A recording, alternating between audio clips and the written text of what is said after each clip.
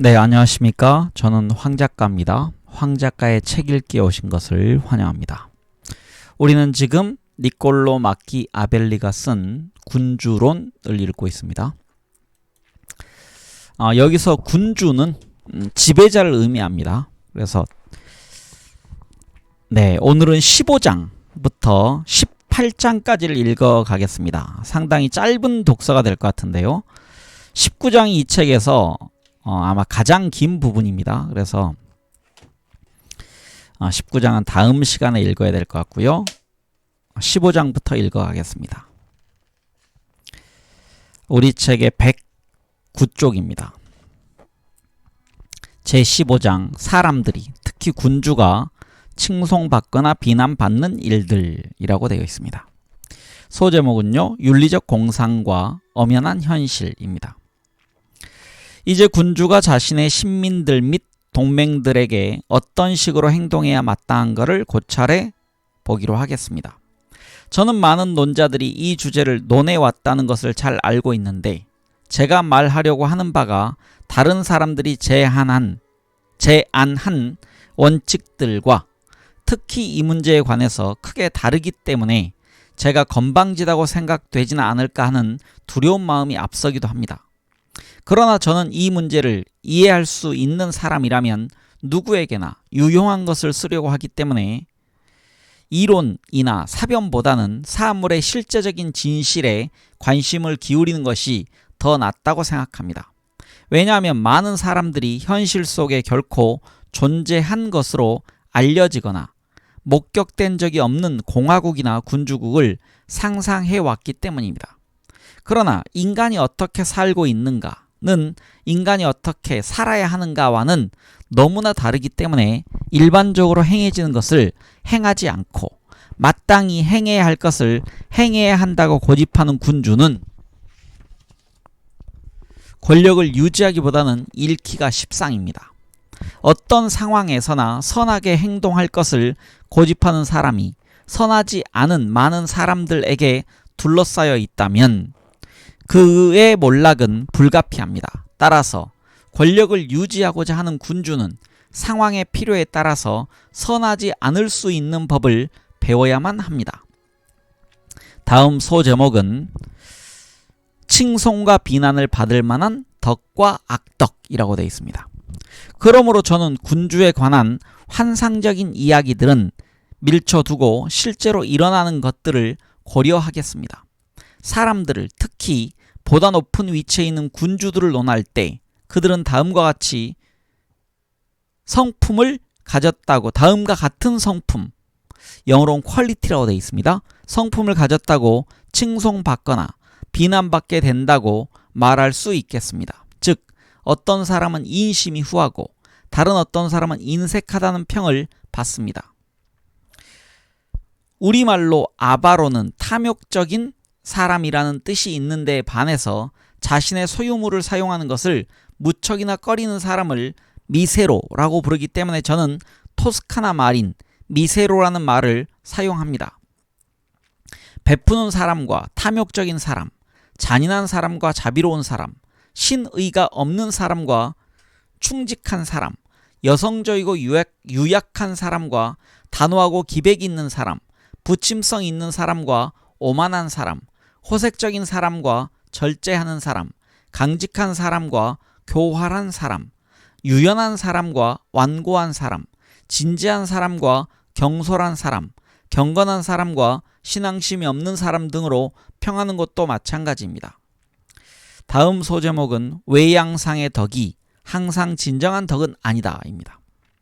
군주가 앞에서 말한 것들 중에서 좋다고 생각되는 성품들을 모두 갖추고 있다면 그야말로 가장 칭송받을 만하며 모든 사람들이 이를 기꺼이 인정할 것이라는 점을 저는 알고 있습니다. 그러나 이 모든 것을 갖추는 것이 가능하지 않고 게다가 인간의 상황이라면 다시 읽겠습니다. 게다가 인간의 상황이란 그러한 성품들을 전적으로 발휘하는 미덕의 삶을 영위하는 것을 용납하지 않기 때문에 신중한 사람이라면 자신의 권력 기반을 파괴할 정도의 악덕으로 인해서 악명을 떨치는 것을 피하고 또 정치적으로 위험을 초래하지 않는 악덕일지라도 가급적 피하도록 노력해야 할 것입니다. 그러나 만약 그렇게 할 수 없다면 후자의 악덕은 별다른 불안을 느끼지 않고 즐겨도 좋을 것입니다. 그러나 악덕 없이는 권력을 보존하기가 어려운 데에는 그 악덕으로 인해서 악명을 떨치는 것도 개의치 말아야 할 것입니다. 왜냐하면 모든 것을 신중하게 고려할 때 일견, 미덕, 즉 비루투, 영어로 버추로 보이는 일을 하는 것이 자신의 파멸을 초래하는 반면 일견 악덕,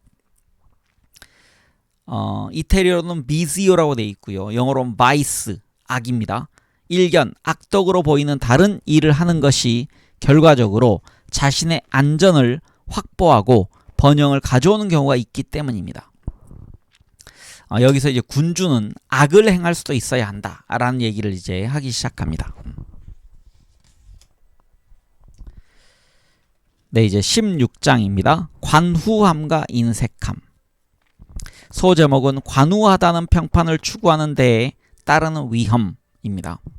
앞에서 말한 성품, 즉 퀄리티 중에서 우선 첫 번째 것을 논한다면 저는 관후하다고 여겨지는 것이 바람직하긴 하지만 당신이 정말로 관후하다는 평판을 얻을 정도로 관후하게 행동한다면 당신에게 해가 된다고 주장하겠습니다.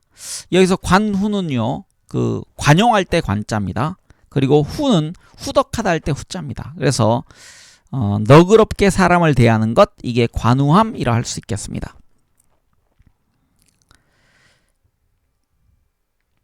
왜냐하면 당신이 만약 그 덕을 현명하게 그리고 제대로 행한다면 그것은 인정받지 못할 것이며 오히려 당신이 그 반대 악덕을 행한다는 비난을 면치 못할 것이기 때문입니다.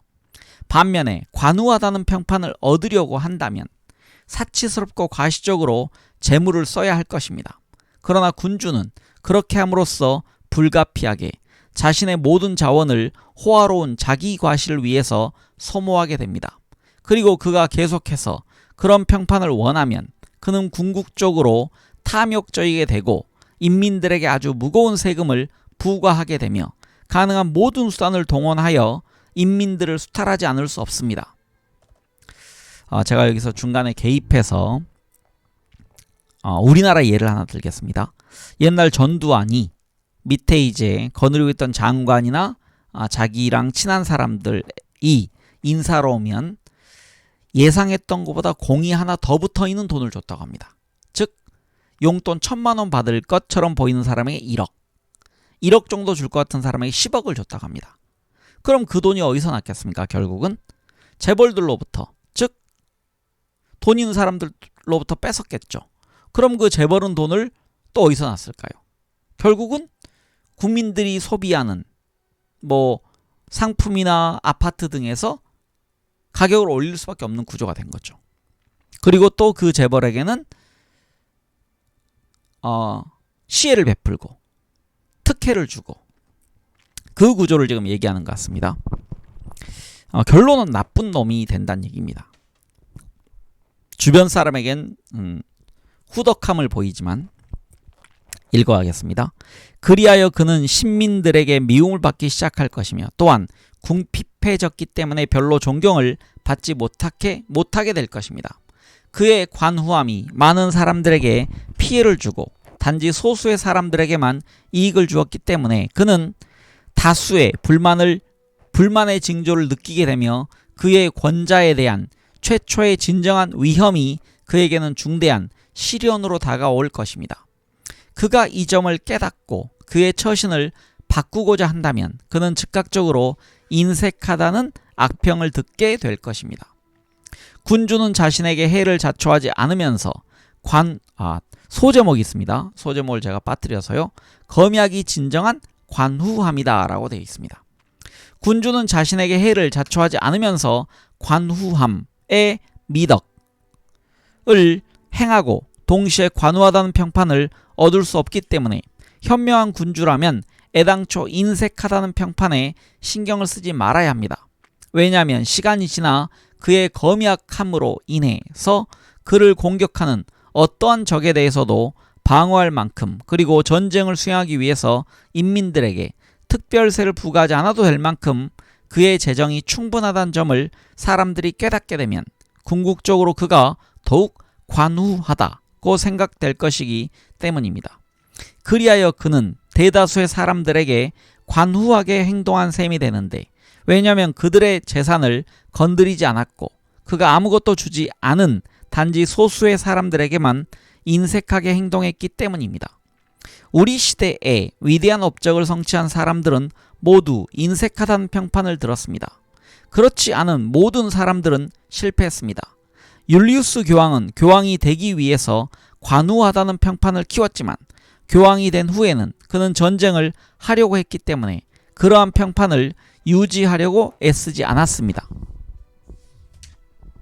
현재의 프랑스 왕은 검약한 생활을 했기 때문에 시민들에게 특별세를 부과하지 않고도 수많은 전쟁을 수행할 수 있는 추가적인 전비를 항상 충당할 수 있었습니다. 현재의 스페인 왕, 밑에 지금 각주가 있는데요. 아라곤의 페르난도 2세입니다. 아마 이게 이사벨라 여왕의 이제 남편이 되는 겁니다. 다시 읽겠습니다. 현재 스페인 왕이 관우하다는 평판을 누리고 있었더라면 그는 그토록 많은 전투를 성공적으로 수행할 수 없었을 것입니다. 네, 다음 소제목입니다. 오직 다른 나라 인민의 재산만 넉넉하게 써라. 따라서 군주는 신민들의 재산을 빼앗지 않기 위해서, 자신을 방어할 수 있기 위해서, 가난하여 경멸받지 않기 위해서, 그리고 탐욕적이 되지 않기 위해서 인색하다는 평판을 듣는 것을 대수롭지 않게 생각해야 합니다. 인색함이야말로 통치를 가능하도록 하는 악덕들 중에 하나이기 때문입니다. 카이사르는 넉넉한 씀씀이로서 권력을 얻었고 많은 다른 사람들 역시 씀씀이가 넉넉하고 또 그렇다고 생각되었기 때문에 높은 지위에 올라갔지 않았느냐는 반론이 제기될 수도 있습니다. 이에 대해서 저는 당신이 이미 지배자가 되었는가 아니면 지배자가 되려고 노력하는 중인가에 따라서 다르다고 대답하겠습니다. 전자의 경우 넉넉한 씀씀이는 유해하고 후자의 경우 씀씀이가 넉넉하다고 여겨지는 것은 분명히 필요합니다. 카이사르는 로마에서 권력을 추구했던 인물들 중에 한 명이었습니다. 그러나 권력을 장악한 다음에 생존할 수 있었다고 하더라도 자신의 씀씀이를 줄이지 않았다면 그는 자신의 권력을 잃었을 것입니다. 무척 관우하다고 생각된 많은 군주들이 괄목할 만한 군사적 승리를 거두었다고 반론을 제기한다면 저는 군주는 그 자신의 또는 신민의 소유물을 쓰거나 아니면 타인의 것을 쓰게 되는데 전자의 경우에는 인색해야 하고 후자의 경우에는 가급적 씀씀이가 넉넉해야 한다고 대답하겠습니다. 전리품, 약탈물, 배상금 등으로 군대를 지탱하는 군주는 타인의 재물을 처분하였습니다. 이 경우 그는 씀씀이가 넉넉해야 합니다. 그렇지 않으면 병사들이 그를 따르지 않을 것이기 때문입니다. 제가 설명을 좀 할까요? 전리품 같은 경우는 아니면 전쟁으로부터 내가 이긴 곳으로부터 얻는 것은 후하게 나눠줘야 한다는 얘기입니다. 하지만 본인의 지배체제가 확고해지면 함부로 써서 안 된다는 얘기입니다. 당신은 키로스, 카이사르 그리고 알렉산드로스가 그랬던 것처럼 당신이나 신민들의 것이 아닌 재물로는 아주 후하게 선심을 써도 무방합니다. 왜냐하면 타인의 것을 후하게 주는 것은 결코 당신의 평판을 떨어뜨리는 것이 아니라 오히려 드높이기 때문입니다. 당신에게 해가 되는 경우란 단지 당신의 것을 함부로 주는 경우입니다. 관우함처럼 자기 소모적인 것은 없습니다. 소제목이 있습니다. 자기 소모적인 관우함이라고 되어 있습니다. 다시 그래서 읽겠습니다. 관우함처럼 자기 소모적인 것은 없습니다. 당신이 그 미덕을 행하면 할수록 그만큼 더 그 미덕을 계속 실천할 수 없게 됩니다. 당신은 빈곤해져 경멸을 받거나 아니면 빈곤을 피하려는 당신의 노력으로 인해서 탐욕적이게 되고 미움을 받게 됩니다. 군주란 모름지기, 경멸당하고 미움받는 일을 경계해야 하는데 관우함은 이 두 길로 귀결됩니다. 따라서 비난은 받되 미움은 받지 않는 인색하다는 평판을 듣는 것이 보다 현명한 방책입니다. 이렇게 하는 것이 관우하다는 평판을 듣기 위해서 결국 이 악평은 물론 미움까지 받게 되는 탐욕스럽다는 평판을 얻게 되는 처지에 봉착하는 것보다 낫습니다. 네, 다음은 17장입니다. 잔인함과 인자함 그리고 사랑을 느끼게 하는 것과 두려움을 느끼게 하는 것 중 어느 편이 더 나은가입니다. 소제목은 현명한 잔인함이 진정한 자비이다 입니다. 앞에서 언급한 다른 성품들로 돌아가서 저는 모든 군주들이 잔인하지 않고 인자하다고 생각되기를 더 원해야 한다고 주장합니다. 그렇지만 자비를 부적절한 방법으로 베풀지 않도록 조심해야 합니다. 채살의 보르자는 잔인하다고 생각되었지만 그의 엄격한 조치들은 로마냐 지방의 질서를 회복시켰고 그 지역을 통일시켰고 또한 평화롭고 충성스러운 지역으로 만들었습니다. 만약 보르자의 행동을 잘 생각해보면 잔인하다는 평판을 듣는 것을 피하려고 피스토이아가 4분 오열되도록 방치한 피렌체인들과 비교할 때 그가 훨씬 더 자비롭다고 판단될 만합니다. 따라서 현명한 군주는 자신의 신민들의 결속과 충성을 유지할 수 있다면 잔인하다는 비난을 받는 것을 걱정해서는 안 됩니다. 왜냐하면 너무 자비롭기 때문에 무질서를 방치해서 그 결과 많은 사람이 죽거나 약탈당하게 하는 군주보다 소수의 몇몇을 시범적으로 처벌함으로써 기강을 바로잡는 군주가 실제로는 훨씬 더 자비로운 셈이 될 것이기 때문입니다. 전자는 공동체 전체에 해를 끼친 데 반해 군주가 명령한 처형은 단지 특정한 개인들만을 해치는 데 불과할 뿐입니다. 그리고 신생국가는 위험으로 가득 차 있기 때문에 군주들 중에서도 특히 신생군주는 잔인하다는 평판을 피할 수가 없습니다. 베르길리우스는 디도의 입을 빌려서 다음과 같이 말하고 있습니다. 상황은 가혹하고 내 왕국은 신생 왕국이어서 나는 그런 조치를 취했고 국경의 구석구석을 방어했노라. 네, 다음 소제목은요. 절제된 엄격함입니다. 그렇지만 군주는 참소를 믿고 사람들에게 적대적인 행동을 취할 때에는 신중해야 합니다. 그렇다고 해서 너무 우유부단해서는 안 됩니다. 군주는 적절하게 신중하고 자유롭게 행동해야 하며 지나친 자신감으로 인해서 경솔하게 처신하거나 의심이 너무 많아 주위 사람들이 견디기 어려워하는 일이 없도록 해야 합니다. 네, 다음 소제목은 사랑을 느끼게 하는 것보다는 두려움을 느끼게 하는 것이 더 안전하다입니다. 그런데 사랑을 느끼게 하는 것과 두려움을 느끼게 하는 것 중에서 어느 편이 더 나은가에 대해서는 논쟁이 있었습니다. 제 견해는 사랑도 느끼게 하고 동시에 두려움도 느끼게 하는 것이 바람직하다는 것입니다. 그러나 동시에 둘 다 얻는 것은 어렵기 때문에 굳이 둘 중에서 어느 하나를 포기해야 한다면 저는 사랑을 느끼게 하는 것보다는 두려움을 느끼게 하는 것이 훨씬 더 안전하다고 생각합니다. 이것은 인간 일반에 대해서 말해줍니다. 즉 인간이란 은혜를 모르고 변덕스러우며 위선적인 데다 기만에 능하며 위험을 피하려고 하고 이익에 눈이 어둡습니다. 당신이 은혜를 베푸는 동안 사람들은 모두 당신에게 온갖 충성을 바칩니다. 이미 말한 것처럼 막상 그럴 필요가 별로 없을 때 사람들은 당신을 위해서 피를 흘리고 자신의 소유물, 생명 그리고 자식마저도 바칠 것처럼 행동합니다. 그렇지만 당신이 정작 그러한 것들을 필요로 할 때면 그들은 등을 돌립니다. 따라서 전적으로 그들의 약속을 믿고 다른 대책을 소홀히 한 군주는 몰락을 자초할 뿐입니다. 위대하고 고상한 정신을 통하지 않고 물질적 대가를 주고 얻은 우정은 소유될 수 없으며 정작 필요할 때 사용될 수 없습니다. 인간은 두려움을 불러일으키는 자보다 사랑을 베푸는 자를 해칠 때에 덜 주저합니다. 왜냐하면 사랑이란 일종의 감사의 관계에 의해서 유지되는데 인간은 악하기 때문에 자신의 이익을 취할 기회가 생기면 언제나 그 감사의 상호관계를 팽개쳐 버리기 때문입니다.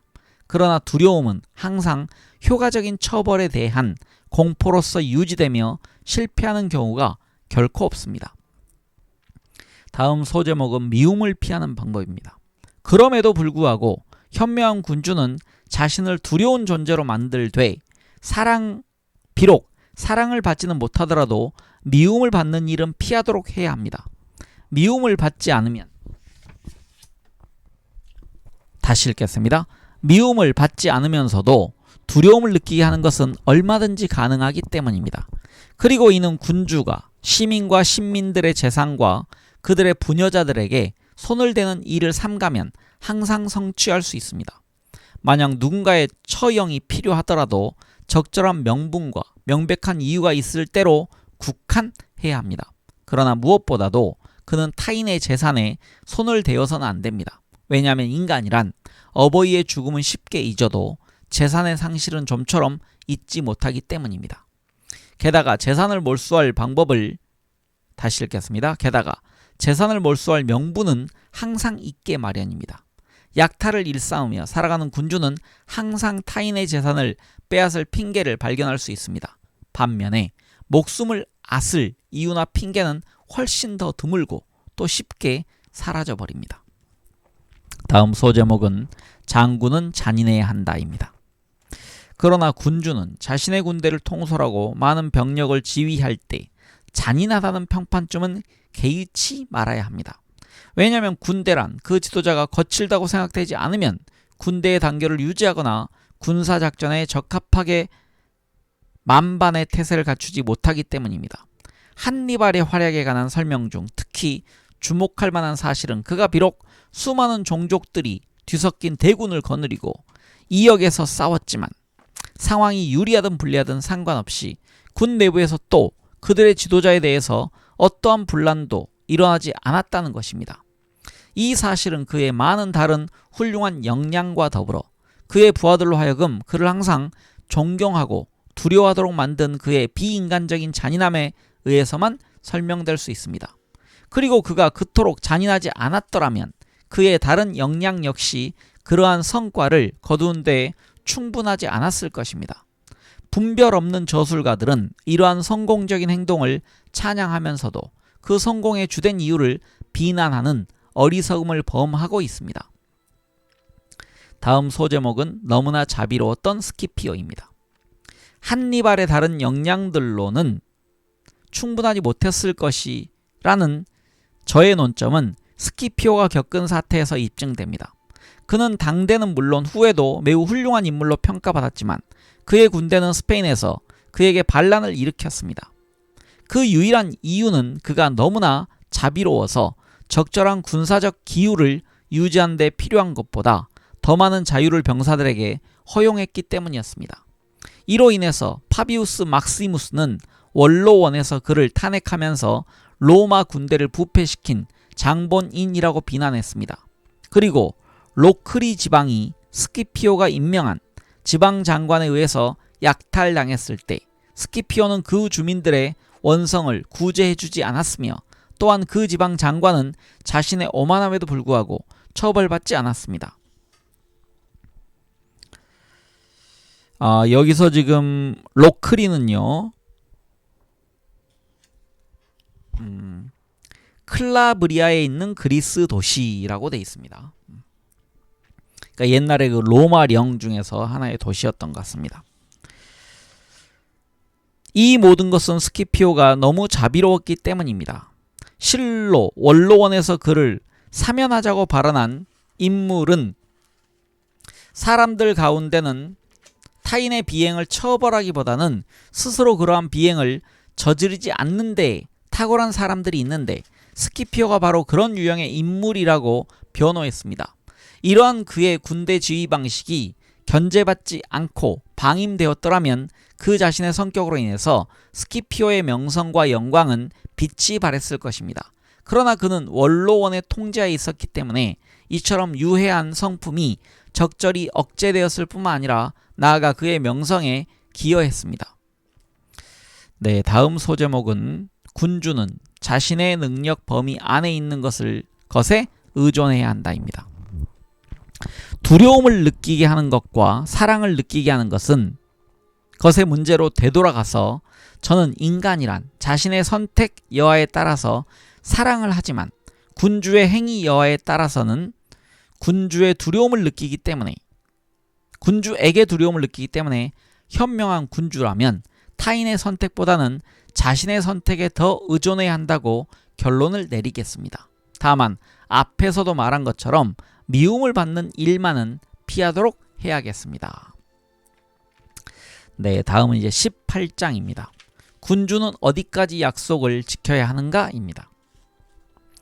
네, 소제목은 술책이 진실을 이긴다 입니다.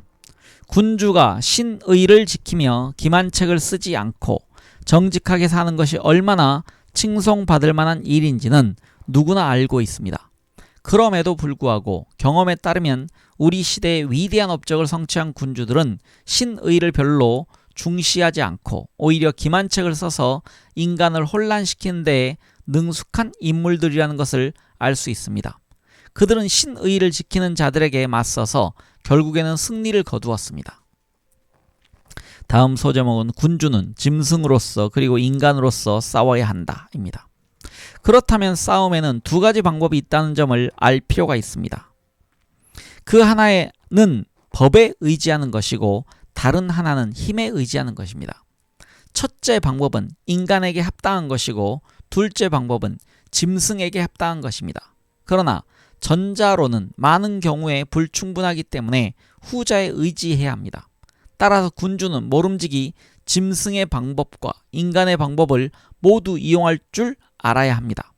이 정책을 고대의 저술가들은 군주에게 비유적으로 가르쳤습니다.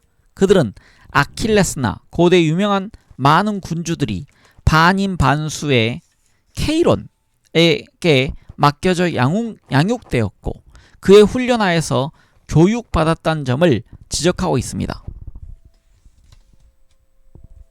반인반수를 스승으로 섬겼다는 것은 군주가 이러한 양면적인 본성의 사용법을 알 필요가 있다는 점을 그중 어느 한쪽을 결여하면 그 지위를 오래 보존할 수 없다는 점을 의미합니다.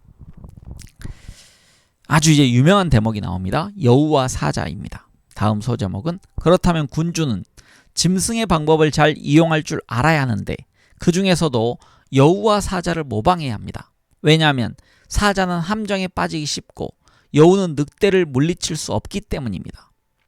따라서 함정을 알아차리기 위해서는 여우가 되어야 하고 늑대를 혼내주려면 사자가 되어야 합니다. 단순히 사자의 방식에만 의지하는 자는 이 사태를 제대로 이해하지 못합니다. 따라서 현명한 군주는 신의를 지키는 것이 그에게 불리할 때 그리고 약속을 맺은 이유가 소멸되었을 때 약속을 지킬 수 없으며 또 지켜서는 안 됩니다. 이 조언은 모든 인간이 선하다면 온당하지 못할 것입니다. 그러나 인간이란 사악하고 당신과 맺은 약속을 지키려고 하지 않기 때문에 당신 자신이 그들과 맺은 약속에 구속되어서는 안 됩니다. 게다가 군주는 약속을 지키지 못하는 그럴듯한 이유를 항상 둘러댈 수 있습니다. 이 점에 관해서는 근래의 무수한 사례들을 들 수 있는데 얼마나 많은 평화조약과 약속이 신의 없는 군주들에 의해서 파기되고 무효화되었는지를 보여줄 수 있습니다. 여우의 방식을 모방하는 법을 가장 잘 아는 자들이 가장 큰 성공을 거두었습니다. 그러나 여우다운 기질을 잘 위장해서 숨기는 방법을 잘 아는 것이 필요합니다. 능숙한 기만자이며 위장자가 되어야 합니다. 또한 인간은 매우 단순하고 목전의 필요에 따라서 쉽게 움직이기 때문에 기만자는 많은 사람들이 쉽게 속는 것을 항상 발견할 수 있을 것입니다. 저는 최근에 한 사례에 대해서 침묵하고 싶지 않습니다. 소제목은요, 거짓 맹세자였던 알렉산데르 6세입니다. 알렉산데르 6세는 사람을 어떻게 기만할까 하는 데에만 관심이 있었는데 그는 매번 사람들이 쉽게 기만당하는 것을 알았습니다. 알렉산데르만큼 모든 일을 강력하게 그리고 확고하게 약속하면서도 그 약속을 지키지 않는 사람은 없습니다.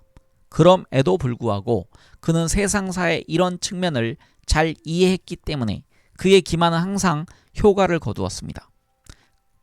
다음 소제목은 필요하다면 군주는 전통적인 윤리를 포기할 태세가 되어 있어야 한다입니다. 그렇기 때문에 군주는 위에서 언급한 모든 성품을 실제로 갖출 필요는 없지만 갖춘 것처럼 보이는 것은 반드시 필요합니다. 심지어 저는 군주가 그러한 성품을 갖추고 늘 실천에 옮기는 것은 해로운 반면에 갖춘 것처럼 보이는 것은 유용하다고까지 감히 장담하겠습니다. 예컨대 자비롭고 신의가 있고 인간적이고 정직하고 경건한 종교적인 것처럼 보이는 것이 좋을 뿐만 아니라 실제로 그런 것이 좋습니다. 그러나 달리 행동하는 것이 필요하다면 당신은 정반대로 행동할 태세가 되어 있어야 하며 그렇게 행동할 수 있어야 합니다. 그리고 군주는, 특히 신생 군주는 좋다고 생각되는 방식으로 처신할 수 없다는 점을 분명히 명심해야 합니다. 왜냐하면 자신의 권력을 유지하기 위해서 그는 종종 신의 없이 무자비하게 비인도적으로 행동하고 종교의 계율을 무시하도록 강요당하기 때문입니다.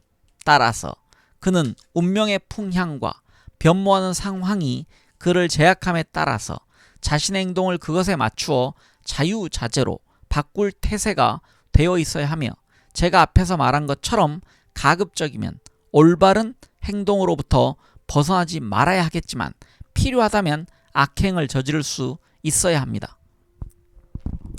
네, 다음 소제목은 다수는 외양에 따라서 판단한다 입니다. 따라서 군주는 그의 입에서 나오는 모든 말들이 앞에서 이야기한 5가지의 성품들로 가득 차 있도록 조심해야 합니다. 그를 대면하는 사람들에게 그는 지극히 자비롭고 신의가 있으며 정직하고 인간적이며 경건한 것처럼 보여야 합니다. 그리고 그 중에서도 특히 경건한 것처럼 보여야 합니다.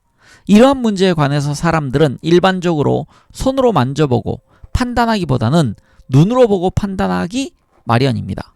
왜냐하면 모든 사람들이 당신을 볼 수는 있지만 직접 만져볼 수 있는 사람은 매우 드물기 때문입니다.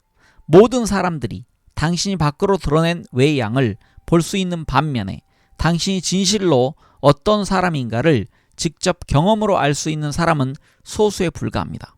그리고 그러한 소수는 군주의 위엄에 의해서 지지되는 대다수의 견해에 감히 도전하지 못합니다. 모든 인간의 행동에 관해서 특히 직접 설명을 들을 기회가 없는 군주의 행동에 관해서 보통 인간들은 결과에만 주목합니다. 군주가 전쟁에서 이기고 국가를 보존하면 그 수단은 모든 사람에 의해서 항상 명예롭고 찬양받을 만한 것으로 판단될 것입니다. 왜냐하면 보통 사람들은 외양과 결과에 감명을 받기 때문입니다. 그리고 세상의 사람들은 대다수가 보통 사람들일 뿐입니다.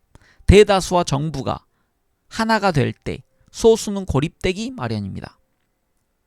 이름을 굳이 밝히진 않겠지만 우리 시대의 한 군주는 실상 평화와 신의에 적대적이면서도 입으로는 항상 이를 부르짖고 있습니다.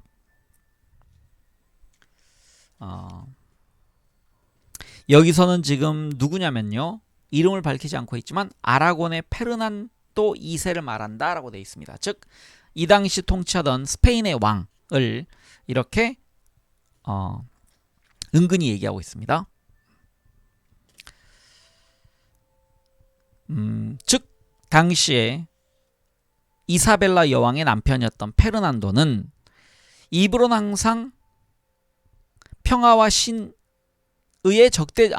실제로는 평화와 신의에 적대적이면서도 입으로는 나는 평화와 신의를 존중한다 라고 얘기했다는 얘기입니다.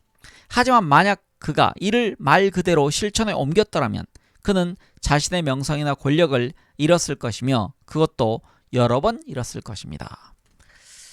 지금 본격적으로 마키아벨리가 이 피렌체 군주에게 여우처럼 그리고 때로는 사자처럼 행동하도록 조장하고 있습니다. 네, 이제 이 군주론에서 얘기하는 아마 본격적인 내용이 여기서부터 시작되고 있습니다. 앞에는 대체적으로 이제 분류하고 그 다음에 예를 들면서 얘기했다면 지금부터 이제 그 군주가 될 사람, 즉 지배자가 될 사람에게 어떤 방식으로 행동해야 하는지를 말합니다. 여기서 이제 때로는 폭군이 되어야 한다. 하지만 겉으로는 신의를 지키는 사람, 관우한 사람처럼 보여야 한다 등등으로 지금 얘기하고 있습니다. 네, 오늘은 짧은 읽기로 독서 시간을 마치겠습니다. 함께 책 읽기 해주신 많은 분들 감사드리고 편안한 하루 보내십시오. 저는 황 작가였습니다. 감사합니다.